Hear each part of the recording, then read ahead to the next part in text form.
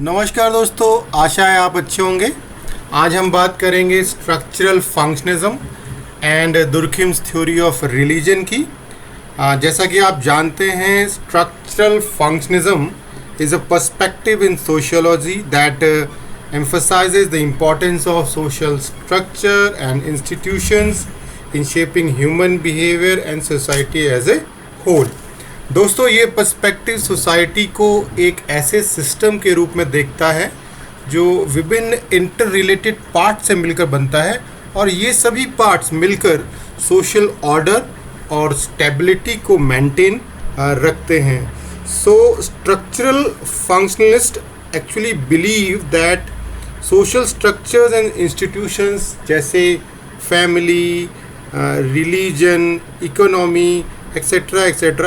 have some specific functions or purposes that contribute to the overall functioning of the society. The structural functionalist perspective emerged in the 20th century and developed through the work of several influential sociologists, जिनमें email दर्खिम इस perspective के founders में से एक माने जाते हैं। उनके सोशल फैक्ट्स और role of religion in society पर किए गए गहन कार्य ने स्ट्रक्चरल फंक्शनलिस्ट पर्सपेक्टिव के विकास में महत्वपूर्ण योगदान दिया है। And his ideas were centred on the importance of social structures in maintaining social order and stability. Durkheim ये मानते थे कि रिलीजन सोसाइटी का एक फंडामेंटल इंस्टीट्यूशन है और it plays a vital role in maintaining social order and stability in the society. According to Durkheim, religion is not just a matter of individuals' belief or faith, but rather it gives meaning to their lives. It provides a sense of belonging and purpose and served as a moral guide for society. In this sense, religion serves as a functional aspect of the society. Religion किसी individual को यह समझने में मदद करता है कि दुनिया में, वर्ल्ड में उसका क्या स्थान है और सोसाइटी में उसकी क्या भूमिका है। For instance, the concept of Dharma, which is a central Tenet in Hinduism, it stresses the importance of living a virtuous life and fulfilling one's duties and responsibilities according to one's social status। तो धर्म का यह विचार समाज में social norms और expectations को सुदृढ़ करता है, मजबूती प्रदान करता है, साथ ही सोशल हार्मनी और स्टेबिलिटी को भी बढ़ावा देता है। Friends, festivals and rituals are an integral part of religious practices in many societies and can serve as a way to promote social cohesion and reinforce shared values and beliefs। उदाहरण के लिए प्रकाश पर्व दिवाली, जो हिंदू, जैन, सिख भारत के साथ साथ पूरे विश्व में मनाते हैं, यह विजयोत्सव का ऐसा त्यौहार है जो बुराई पर अच्छाई की जीत को स्थापित करता है और इस प्रकार विभिन्न कम्युनिटीज़ में एकता, भाईचारा और हार्मनी को बढ़ावा देता है। So Durkheim believed religion can serve as a social glue that bind individuals together and helps to maintain social order in the society. Further, if we see in Catholicism, the sacrament of baptism is seen as a rite of initiation into the church community and it marks the beginning of a person's spiritual journey. Baptism सिर्फ एक व्यक्तिगत religious experience नहीं है, बल्कि यह एक social practice है जो baptized persons को लार्जर कम्युनिटीज़ के साथ एकीकृत करती है। Similarly, in Islam, the Hajj pilgrimage to Mecca is an essential aspect of faith.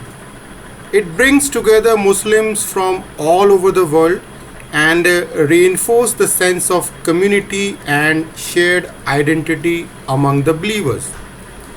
हज द्वारा मुस्लिम अल्लाह के प्रति अपने डिवोशन को तो दिखाते ही हैं, साथ ही साथ यह एक ऐसा माध्यम भी बनता है जो सभी मुस्लिमों में सॉलिडैरिटी, भाईचारा और सेंस ऑफ कॉमन पर्पस को भी जागृत रखता है. In many tribal societies, religion plays an important role in promoting social integration and cohesion.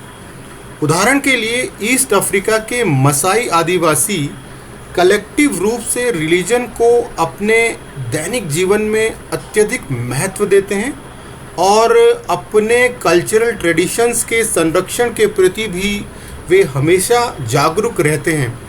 So accordingly the religious rituals and practices serve as a means of socialization and help to create a sense of belongingness among the members of the tribal community.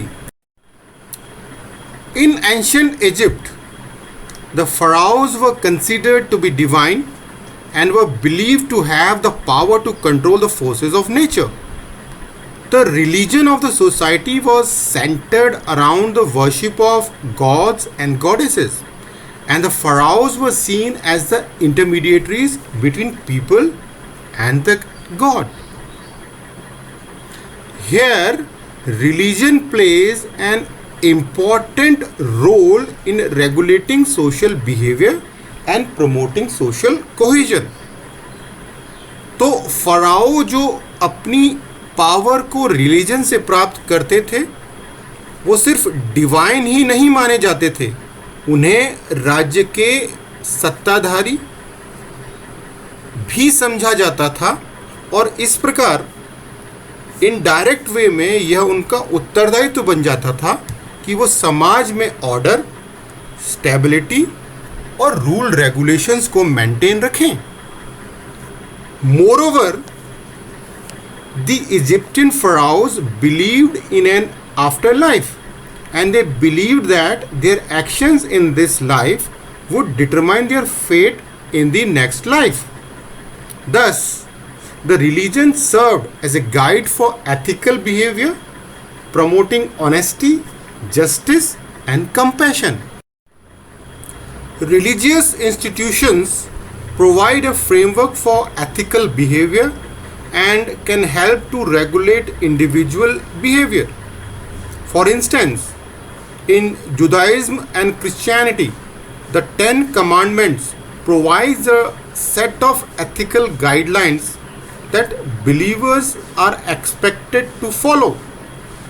10 Commandments किसी individual के लिए सिर्फ moral code of conduct ही नहीं है, बल्कि यह समाज में ऑर्डर तथा स्टेबिलिटी बनाए रखने और अव्यवस्था को टालने वाले सशक्त साधन भी हैं. So overall, Durkheim's concept of religion as a functional aspect of society suggests that religion provides a crucial framework for social interaction and regulation of behavior. It contributes to the stability of society and promotes social harmony and solidarity. तो दोस्तों, मुझे आशा है आपको ये छोटा सा lecture पसंद आया होगा, और यदि पसंद आया है तो प्लीज़ लाइक करें, शेयर करें, सब्सक्राइब करें. धन्यवाद. जय हिंद.